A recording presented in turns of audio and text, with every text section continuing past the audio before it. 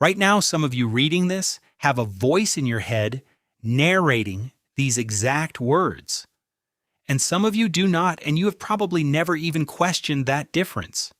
Nearly half of all people experience little to no internal monologue. The other half cannot imagine living without one. Today we find out which one you are and why it changes how your brain actually works.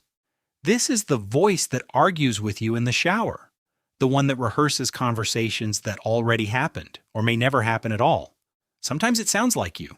Sometimes it sounds like someone else entirely, a parent, a critic from years ago, who somehow still has a seat at the table.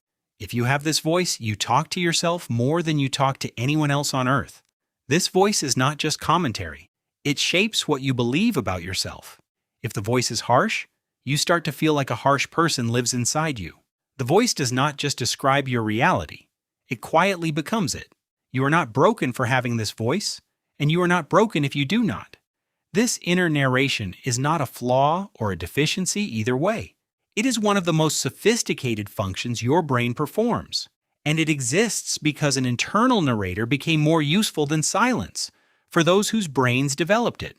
Psychologists call this inner speech, and neuroscientists have traced it to specific brain activity. When you talk to yourself internally, the same language centers activate as when you speak out loud, particularly Broca's area, the region responsible for producing speech. The motor signal to your mouth gets suppressed.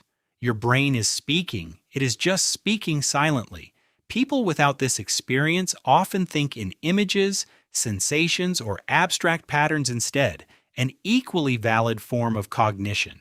Imagine your mind as a control room with many departments: memory, emotion, planning. Inner speech is the intercom system letting these departments communicate in a language they all understand. Without it, your brain still functions, but relies on other channels to coordinate. Research by psychologist Lev Vygotsky suggests inner speech originates externally in childhood when children talk out loud while solving problems. Around age 7, this becomes internalized for most people, becoming the silent narration experienced as an adult. The voice in your head, where it exists, is a tool your brain built to regulate your own thinking. This explains why the voice can become harsh.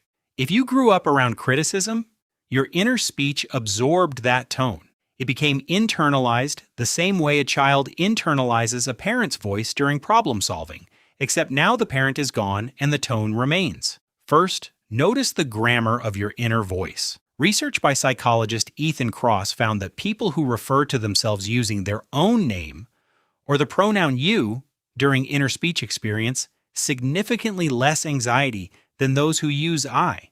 This is called distanced self-talk.